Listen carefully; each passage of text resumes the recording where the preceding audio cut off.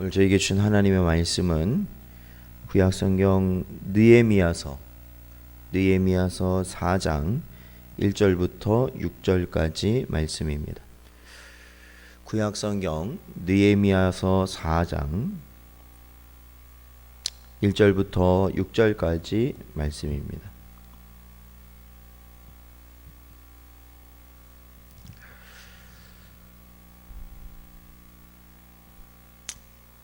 다 찾으시면 함께 읽겠습니다. 산발랏이 우리가 성을 건축한다 함을 듣고 크게 분노하여 유다 사람들을 비웃으며 자기 형제들과 사마리아 군대 앞에서 일러 말하되 이 미약한 유다 사람들이 하는 일이 무엇인가? 스스로 경고하게 하려는가?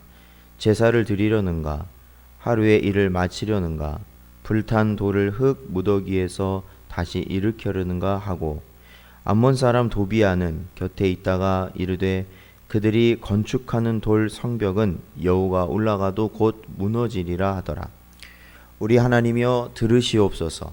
우리가 업신여김을 당하나이다.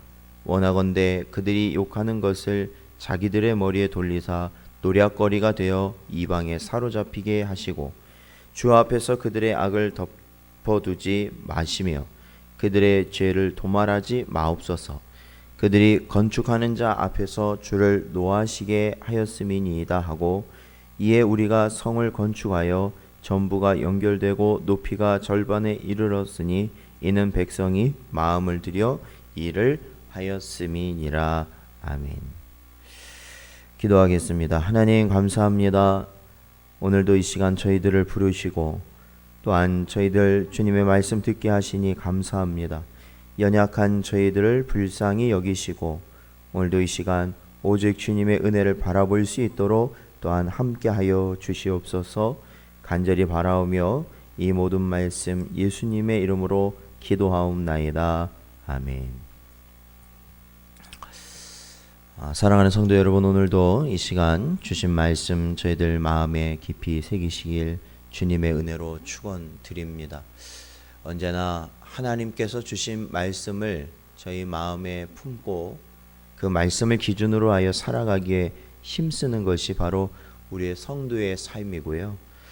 또한 그러지 않은 나의 모습을 발견할 때가 너무나도 많죠. 그러할 때 우리는 바로 인정해야 될 것이 우리의 어떠한 지금까지 해왔던 하나님께 해왔던 아니면 다른 주변 사람들이 해왔던 것에 연연하지 마시고 우리는 언제나 하나님 앞에 죄인이며 또한 하나님의 은혜가 없이는 우리가 살아갈 수 없는 자임을 기억하고 다시 주님께 나아가며 말씀을 붙들고 나아갈 수 있다면 또한 그것이 우리에게는 더 큰 은혜가 될 수 있다라는 것을 여러분 기억하시기 바랍니다.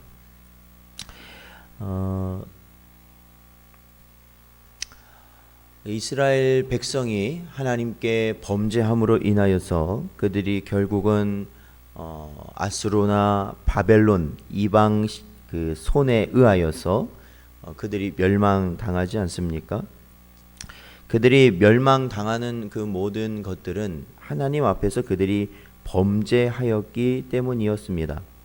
그들은 하나님 앞에 범죄하였지만 그들은 하나님께 범죄하였다는 것을 그들이 깨닫지 못하고 그들이 살아가고 있었죠. 그러다 보니까 하나님께서는 선지자들을 보내셔서 그들을 향하여서 회개하라 말씀하셨고 그럼에도 불구하고 그들은 그 말을 듣지 아니하고 결국 멸망당하고 말았습니다.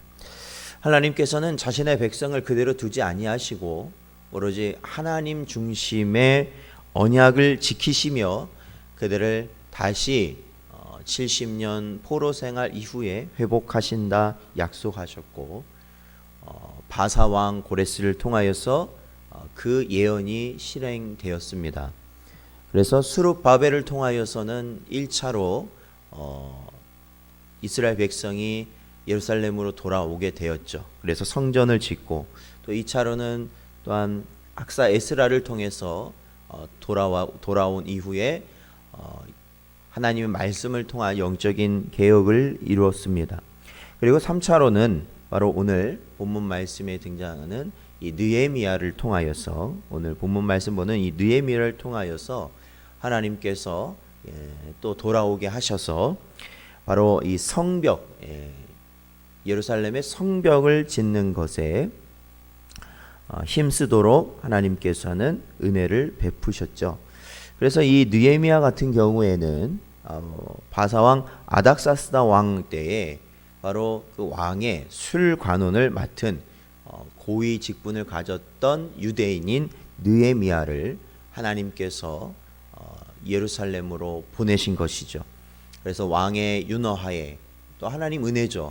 왕의 윤허하에 느헤미야가 백성들을 이끌고 돌아왔을 때 그가 총독으로 이제 임명이 되는 거였습니다. 그가 돌아와서 시작한 것은 바로 이 예루살렘의 성벽을 중수하는 거였습니다. 그러나 뭐 성전을 지을 때도 마찬가지고요. 항상 뭐가 따랐냐면 그 땅에 있었던 방해하는 세력들이 있었다라는 겁니다. 그 중에 대표적인 자가 바로 오늘 본문 말씀에 나오는 산발랏이고, 또한 3절에 나오는 도비아입니다. 그들은 느헤미야와 또한 이 성벽을 짓는 백성들을 향하여 조롱하고, 그들은 또한 실질적인 그러한 방해 공작도 펼치게 됩니다. 그러하였을 때 오늘 4절부터 보면은 바로 이 느헤미야가 이러한 방해하는 세력들을 향하여서 어떠한 대처를 하게 되냐면, 그는 사실은 그들과 직접적인 싸움을 하는 것이 아니라 하나님께 나아감을 우리는 보게 됩니다. 4절에 우리 하나님이여 들으시옵소서, 우리가 업신여김을 당하나이다. 원하건대 그들이 욕하는 것을 자기들의 머리에 돌리사 노략거리가 되어 이방에 사로잡히게 하시고, 주 앞에서 그들의 악을 덮어두지 마시며 그들의 죄를 도말하지 마옵소서. 그들이 건축하는 자 앞에서 주를 노하시게 하였음이니이다 하고, 라고 이렇게 고백하고 있죠. 사랑하는 성도 여러분, 우리가 이 땅 가운데 언제나 성도로서 살아가면서 주의해야 될 것은, 이 세상이 우리를 향하여서 공격하는 그 공격을 같은 방식으로 우리가 대하는 것은 정말로 특별히 주의해야 될 것입니다. 그것은 우리가 하나님께서 살아계시고 또한 하나님께서 이 모든 것을 섭리하고 계신다라는 믿음 가운데선 언제나 하나님 앞에 우리들이 나아가야 된다라는 것이죠. 특히 주의 일을 할 때, 주의 일을 함에 있어서 어려움을 우리가 겪을 때가 분명히 나타납니다. 주의 일, 하나님께서 원하시는 일들을 우리가 감당하려고 하면 꼭 그에 대한 방해가 또한 같이 드리워지게 된다라는 것이죠. 그리하였을 때 우리는 기억해야 됩니다. 어떤 것을 기억해야 되냐면, 하나님께서 원하시는 일을 우리는 분명히 감당해야 됩니다. 그러나 그 하나님이 원하시는 일에 이러한 악한, 이러한 이 방해하는 세력들의 어떠한 악한 일들이 일어났을 때 우리는 그 일들을 두려워하거나 그 일로 인하여서 하나님의 일을 멈추는 것이 아니라, 우리는 그 모든 일에 대해서 오직 하나님을 바라보면서 하나님이 우리에게 원하시는 일을 감당해야 된다라는 것입니다. 이것은 이 창세기에 나타나는 아담과 하와가 하나님의 말씀을 지키려는 그러한 삶 가운데서 이 사탄의 유혹으로 말미암아 그들이 그 길에서 벗어난 그 이후로 계속해서 사탄은 우리가 하나님의 뜻을 따라 산다는 것을 못마땅해 하고, 결국엔 자신의 종, 자신의 자녀, 자신의 백성으로 우리를 삼고 영원한 불못으로 함께 가기를 원하는 것이죠. 그들은 분명 하나님의 백성들을 시기하고 질투하고 또한 업신 여길 것입니다. 그러할 때 우리는 그들을 바라본다면 정말로 우리의 마음에 얼마나 큰 두려움과 낙심이 있겠습니까? 그러나 우리에게 주어진 하나님께서 우리에게 주신 그 사명은 분명히 우리에게서 변하지 않고 언제나 우리가 붙들고 나아가야 하는 길이라는 것이죠. 그래서 6절에 보니까 이에 우리가 성을 건축하여 전부가 연결되고 높이가 절반에 이르렀으니 이는 백성이 마음들여 일을 하였음이니라 말씀하고 있습니다. 최종적으로는 이 성벽이 다 완성이 되는데, 자 6절에도 보면 이렇게 고백하고 있죠. 그러한 방해, 그러한 조롱, 그러한 비판 가운데서도, 그러한 외부의 공격 가운데서도 이들이 이 성벽을 건축하는 거에 있어서는 계속해서 전진해 나아가고 있었다라는 것입니다. 사랑하는 성도 여러분, 오늘날 우리가 혹여나 이 역병의 사태라든지 여러 가지 주변 상황으로 인하여서 우리가 하나님 섬기는 것에 있어서, 하나님께서 우리에게 원하는 것에 있어서 우리가 두려워하거나 우리가 떨거나 우리가 머뭇거리고 있는 우리의 모습들이 우리 안에 나타날 수 있습니다. 너무 조심스러워진 거죠. 무언가 우리가 주변 시선을 의식하게 된 것이 맞습니다. 물론 우리가 세상을 없이 여기고 우리가 홀로 어떻게 보면 독불장군처럼 그렇게 나가라는 것은 아닙니다. 우리도 하나님께서 말씀하신 것처럼 세상의 권위에 우리도 순응하고, 또한 그 안에서 협력하고, 또한 옳은 길엔 우리가 항상 함께 해야 되는 것이 맞습니다. 그러나 세상은 하나님을 알지 못한다라는 것입니다. 세상은 하나님께서 하나님의 백성들에게 원하는 것을 알지 못하는 겁니다.